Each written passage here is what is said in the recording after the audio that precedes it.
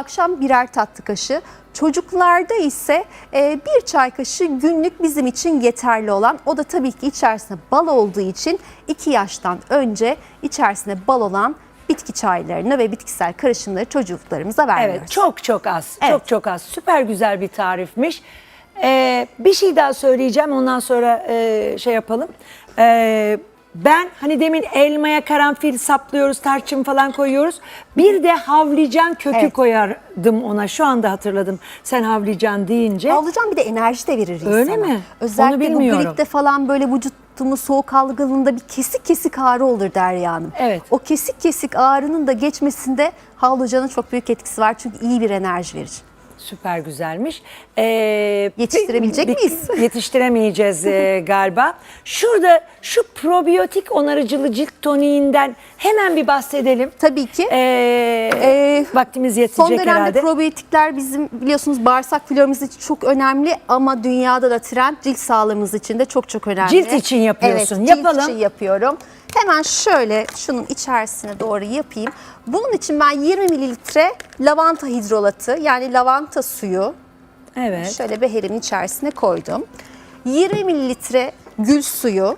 Arzu edenler sadece gül suyundan da yapabilir. Evet, gül suyunun frekansını yazıyor bugünlerde Evet, herkes. çok güçlü. Çok yüksek frekansı varmış insanlar üzerinde. Şöyle çok az miktarda tatlı kaşığı ölçüsünde gliserin kullanacağım. Çünkü içerisine ben uçucu yağımı ekleyeceğim. İçerisinde bir tutucunun olması gerekiyor. Evet. Ihlamur uçucu yağı. Ihlamur uçucu yağ. Evet. Süpermiş. Muhteşemdir. Evet. Kaç Şöyle- damla? 10 damla bile yeterli olacak. Evet. Sonra Şimdi ben probiyotiği nereden alacağım? Kombu'dan alacağım. Kombu çay. Siz çok iyi Güzel, tanıyorsunuz biliyorum. yine. Evet. 1 yemek kaşığı kadar kombu çayımı ilave Evet. ettim. Bunu kombuça, karıştırıyorum. kombu diyorlar. Hani maya ile yapılıyor. Evet. Sirke mayası gibi oluyor. Yeşil çaylısını kullanabilirsiniz. Normal kombu kullanabilirsiniz. Bir de yine cilt kırışıklıklarına da iyi gelsin, sivilceme de iyi gelsin diyorsanız yine dulavra tutu yağından da bir tatlı kaşığı ben ilave ediyorum içerisine. Şimdi bu kombuça, kombu çayının tonikleri bütün markalar bu Evet. toniği çıkarttı. Doğal ürün yapanlar. Bu tonikler var.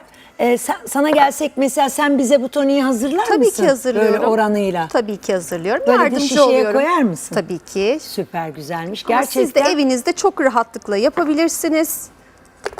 Bunları Evet. çok fazla da yapmıyoruz. Bu Ömrü evet uzun değil. az yapıyoruz. Probiyotik tonikler şu ara çok. Çok popüler kremler, Evet. kefirden yapanlar var. Ama dediğim gibi ben kombunun kullanım alanını çok seviyorum. Tonikte de çok güzel çalışıyor. Makyajınızı sildiniz. Her gece ben onu yapıyorum gerçekten. Ya bir tane maydanoz toniğim var. Harika. Ya, çok iyi güzel bir şey. sıkılaştırıcıdır çünkü. Evet. Ya da bunu yapıyorum. Bu kombudan olan bir Evet. toniğim var. Sabah uyandığınızda küçük pamuğa bundan sıkın silin. İnanın çok faydası oluyor. Veya aynı sivilceleriniz çıktı, evinizde bir kombu çayınız var. Sivilceniz üzerine de kullanabilirsiniz. Değil Bak toparlayın. benim şurada bir tane yani sivilce çıkarttım. Niyeyse neden çıktı? Ya yediğim bir şey dokundu ya yorgunluk. Şurada bir tane çıktı. Dulavrattan böyle oraya bir tane. Tabii ki olur. Hani ben de dul olduğum için. Hani onu yapsam iyi olur mu? Çok teşekkür ediyorum Canımsınız, anneciğim. Seni çok canımsınız. Ben de seviyorum. sizi. Hadi Erkan. O zaman ne yapıyoruz? Hadi başlayalım.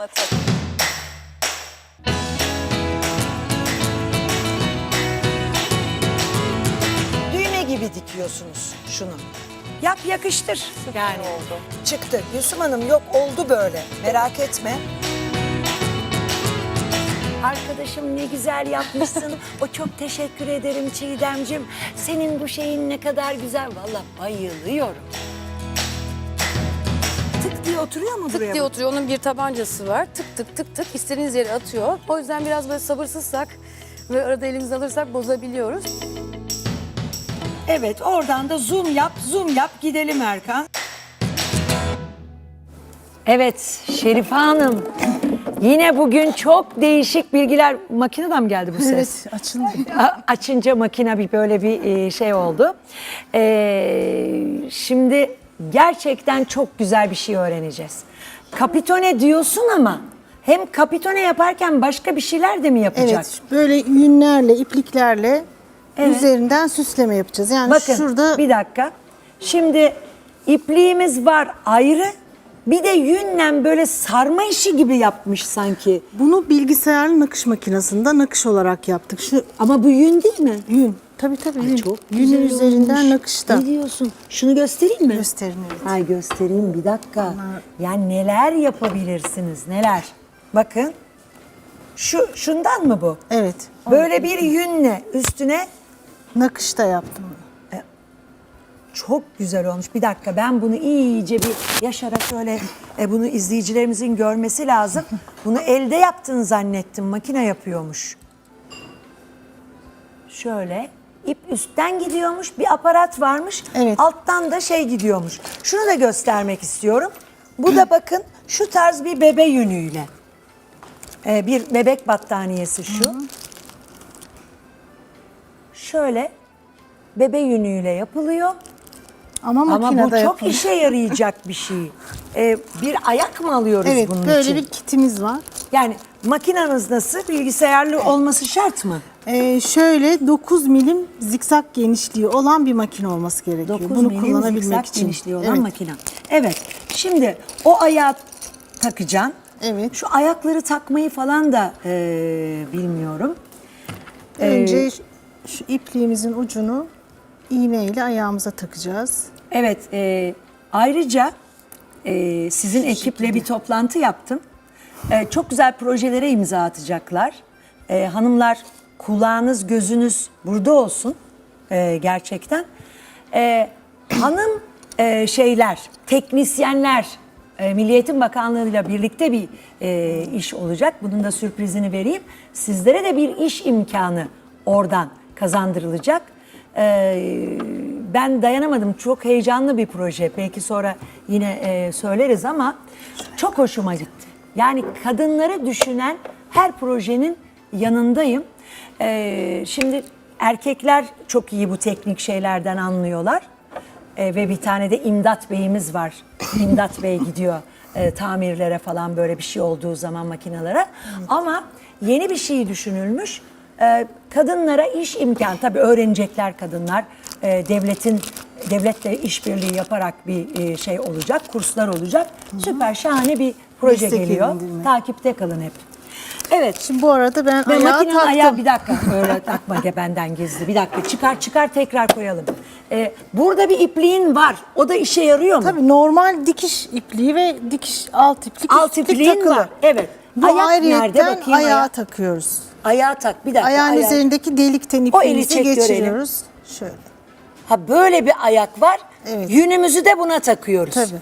Takip Onu nereye açısından takıyoruz? bunu normal diğer dikiş ayağını çıkartıp bu Valla pek aparatı çok kişi takmış için olduk. heyecan verici. Kancalarımız var arkada ipliğin rahat Hani bakayım? gelişini sağlamak için. Ha şurada tırnaktan kancalar. Ha, takılan. kancaları buraya Evet. taktık bir dakika böyle. Şöyle kancalar var. Bunu da üstüne şey yaptığımız zaman yünü de buraya. Erkan bak yünü buraya açtı Şerife Hanım. Buraya da böyle taktık. Şimdi altta ipi var masurada. Üstte ipi takılı. Nasıl bir ipin takılı orada?